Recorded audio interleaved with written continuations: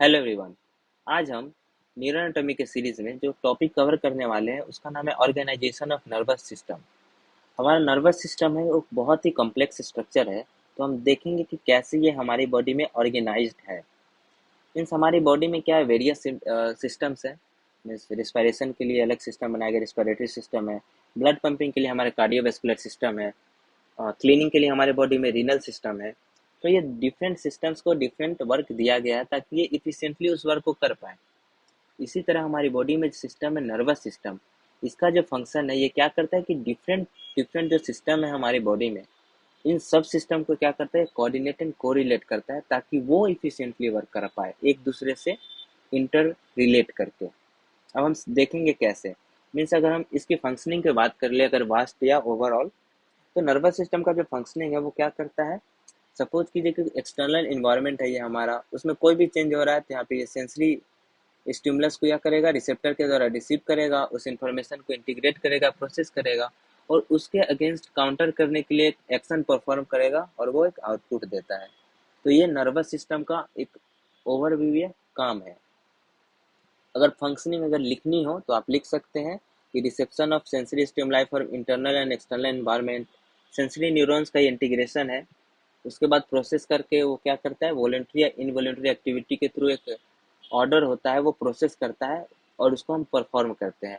Voluntary यानी कि हम अपने विल, जिसको हम कंट्रोल कर पाए वो वॉलेंट्री एक्टिविटी है। और विदाउट विल, जिसको हम कंट्रोल नहीं कर पाए, उसको इनवॉलेंट्री एक्टिविटी बोला जाता है। और सबसे इम्पोर्टेंट पार्ट यह है कि ये जो है पास्ट एक्सपीरियंसेस से लर्न करता है और उस पर्टिकुलर इन्फॉर्मेशन को यह स्टोर करता है। पर्टिकुलरली अगर हम बात करें तो जो अगर कोई थिंग हमें हार्म कर रही है तो हम बहुत जल्दी सीखते हैं, उसे लर्न करते हैं कि कैसे उसे बचे, उससे सीखते हैं ताकि अगर वो चीज़ अगर फ्यूचर में हमारे साथ होती है तो हमें पता है कि हाँ, इससे बचने के लिए ऐसे किया जाता है, तो हमारा बॉडी अपने आप उससे अडेप्ट हो चुका होता है। तो ये काम किसका है, वो नर्वस सिस्टम का काम है। वो पास्ट एक्सपीरियंसेस से लर्न कर कर ऑलरेडी हमारे बॉडी को रेडी रखता है ताकि नेक्स्ट टाइम अगर ये सिचुएशन आए तो हम इसको इजिली काउंटर कर सकें। और जो लास्ट फंक्शन है वो है प्रोग्रामिंग ऑफ बेसिक इंस्टिंक्ट्स, यानी कि खाना पीना सर्वाइवल के लिए जो भी चीज़ जरूरी है उसको हम इजिली परफॉर्म कर पाए।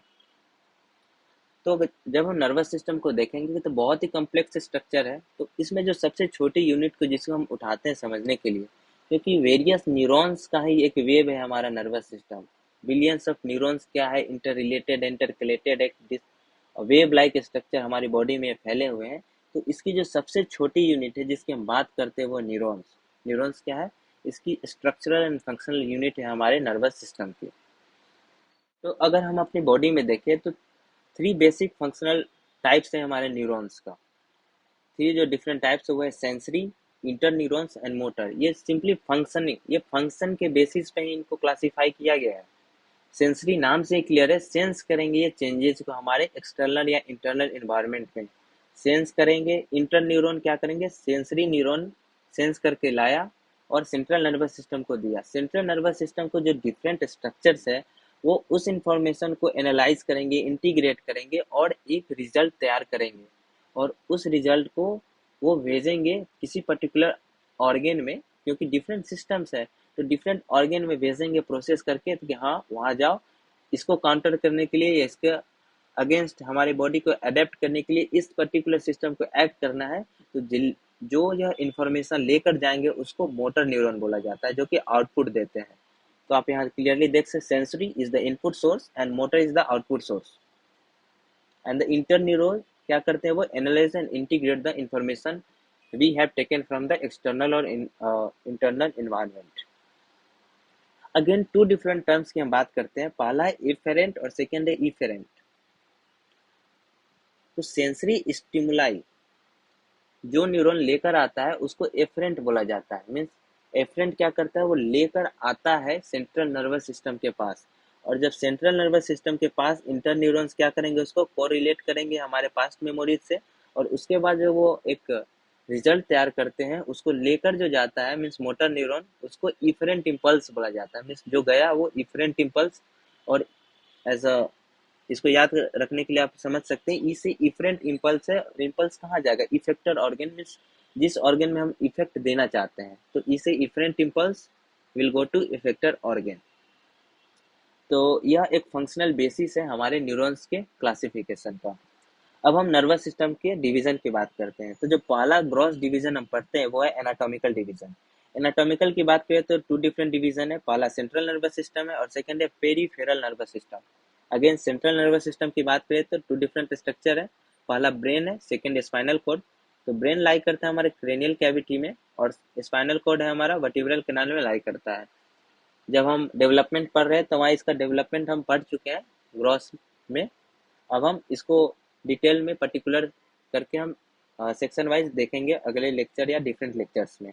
जो सेकेंड डिवीजन इसका वो है पेरिफेरल नर्वस सिस्टम।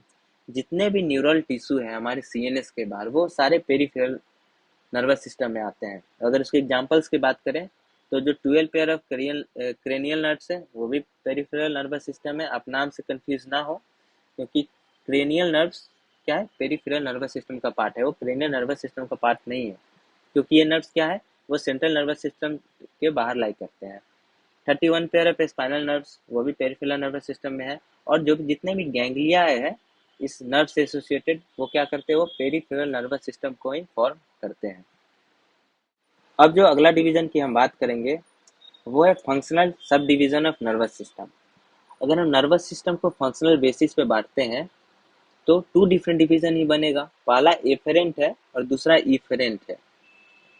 एफरेंट वाला क्या करेगा, हम जैसे कि अभी देखें कि एफरेंट इम्पल्स क्या करता है, वो सेंसरी से सीएनएस के पास लेकर जाता है उस पर्टिकुलर इंफॉर्मेशन को। तो सिमिलरली एफरेंट डिवीजन से जितने भी होगा वो रिसेप्टर्स होंगे, वो क्या करेंगे, स्टिमुलस को रिसीव करेंगे और हमारे सेंट्रल नर्वस सिस्टम के पास पहुंचाएंगे। तो सिमिलरली यही है कि वो efferent receptors within joints, skin, skeletal muscle वो क्या करेंगे, वहां से किसी भी चेंज को या सेंस करेंगे और उसके बाद क्या करेंगे, वो लेकर हमारे सेंट्रल नर्वस सिस्टम के पास पहुंचा देते हैं।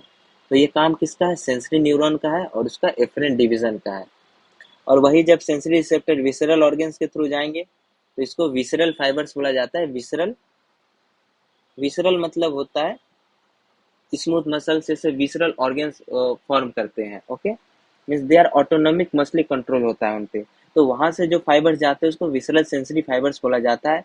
सिमिलरली वो सेंट्रल नर्वस सिस्टम के पास ले जाएंगे, वहां पे क्या होगा, उस इंफॉर्मेशन का प्रोसेसिंग होगा और एक जो रिजल्ट तैयार होगा वो रिजल्ट जाएगा मोटर न्यूरॉन्स के थ्रू पर्टिकुलर इफेक्टर ऑर्गन्स में। और इफेक्टर ऑर्गन्स में जो इम्पल्स जाता है उसको क्या बोलेंगे, इफरेंट इम्पल्स बोला जाता है। हमने अभी देखा है कि इफरेंट इम्पल्स बोला जाता है जो इफेक्टर ऑर्गन में जाता है। और उसी को यहाँ पे इफरेंट डिवीजन दे दिया गया है क्योंकि सेंट्रल नर्वस सिस्टम से वो लेकर इन्फॉर्मेशन को जा रहा है। तो इसके टू डिफरेंट डिवीजन होते हैं। पहला जो डिवीजन है मोटर का वो है सोमैटिक और सेकंड है ऑटोनॉमिक। सोमैटिक यानी कि क्या होगा, जो कि वॉलंटरी कंट्रोल जिसको होता है इफेक्टर ऑर्गन्स पे, तो उसको सोमैटिक मोटर डिवीजन बोला जाएगा। इसको सोमैटिक मोटर डिवीजन ऑफ। और जो स्मूथ मसल्स के पास ले जाएगा वो क्या होगा, उस पर हमारा अपना कंट्रोल नहीं होता है, उसको जितना कमांड मिलेगा वो उतना परफॉर्म करेगा वहां पे। तो वो ऑटोनॉमिक होता है, विसरल फाइबर्स बोला जाता है, जो कि इनवॉलेंट्री होता है। तो ये उसका फंक्शनल बेसिस पे सब डिवीजन है। अब जो लास्ट इसका सब डिवीजन होता है वो सेलुलर लेवल पे होता है। तो सेलुलर ऑर्गेनाइजेशन पे अगर नर्वस सिस्टम की बात करें तो टू डिफरेंट और स्ट्रक्चर्स है जिसमें इसको डिवाइड किया गया है। तो जो पहला स्ट्रक्चर है वो है न्यूरॉन्स और सेकंड है न्यूरोग्लियल सेल्स। तो न्यूरॉन्स जो है वो क्या होते हैं, सबसे स्मॉलेस्ट यूनिट होते हैं नर्वस सिस्टम के, जिसको हम डिटेल स्टडी अगले लेक्चर में ही करेंगे न्यूरॉन्स के बारे में। और जो न्यूरल ग्लियल सेल्स होते हैं वो क्या होते हैं, न्यूरॉन्स के सपोर्टिंग सेल्स होते हैं, means as a caretaker होते हैं जो न्यूरॉन्स के आसपास होते हैं और इनका ध्यान रखते हैं एज ए सपोर्टिंग सेल्स।